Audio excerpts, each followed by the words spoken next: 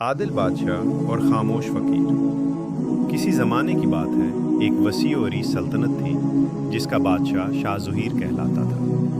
اس کی سلطنت نہ صرف دولت میں امیر تھی بلکہ نظم و ضبط میں بھی مشہور تھی۔ شاہ ظہیر طاقتور تھا، ذہین تھا، مگر ایک کمی تھی، وہ اپنی عقل پر حد سے زیادہ نازاں تھا۔ بادشاہ کا خیال تھا کہ دنیا میں اس سے زیادہ عقل مند کوئی نہیں۔ دربار میں اگر کوئی وزیر رائے دیتا تو بادشاہ مسکرا کر کہتا، میں پہلے ہی یہ سوچ چکا ہوں۔ وقت گزرتا گیا، رعایا بادشاہ کے عدل سے خوش تھی مگر اس کے غرور کو دیکھ کر خاموش رہتی۔ ایک دن خبر پھیلی کہ شہر کے باہر ایک خاموش فقیر آ کر بیٹھ گیا ہے۔ نہ مانگتا ہے نہ بولتا ہے، بس ہاتھ میں ایک لاٹھی لیے نظریں جھکائے بیٹھا رہتا ہے۔ لوگ اس کے پاس جاتے، سوال کرتے، مگر وہ صرف مسکرا دیتا۔ یہ خبر جب بادشاہ تک پہنچی تو اس نے درباریوں سے کہا، ایک فقیر اور وہ بھی خاموش، ضرور کوئی چال ہے۔ بادشاہ نے حکم دیا کہ فقیر کو دربار میں لایا جائے۔ فقیر کو جب شاہی دربار میں پیش کیا گیا تو ہر طرف سناٹا چھا گیا۔ فقیر کی آنکھوں میں عجیب سا سکون تھا، نہ خوف نہ لالچ۔ بادشاہ نے سوال کیا، اے فقیر، تو بولتا کیوں نہیں؟ فقیر نے آہستہ سے کہا، جہاں الفاظ بیکار ہوں وہاں خاموشی ہی کافی ہوتی ہے۔ یہ جواب سن کر دربار میں سرگوشیاں ہونے لگیں۔ بادشاہ کو یہ بات ناگوار گزری۔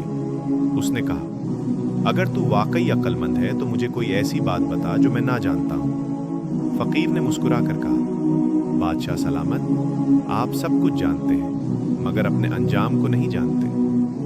یہ سن کر بادشاہ کا چہرہ سرخ ہو گیا۔ کیا مطلب؟ فقیر بولا، جو خود کو سب سے بڑا سمجھے وہ سب سے پہلے گرتا ہے۔ بادشاہ نے غصے میں آ کر حکم دیا، اس فقیر کو قید کر دیا جائے۔ فقیر کو قید خانے میں ڈال دیا گیا، مگر عجیب بات یہ تھی کہ قید میں بھی وہ مطمئن تھا۔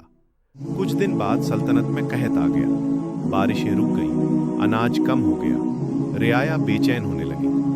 وزیروں نے بہت مشورے دیے مگر کوئی کام نہ آیا۔ بادشاہ راتوں کو بے چین رہنے لگا۔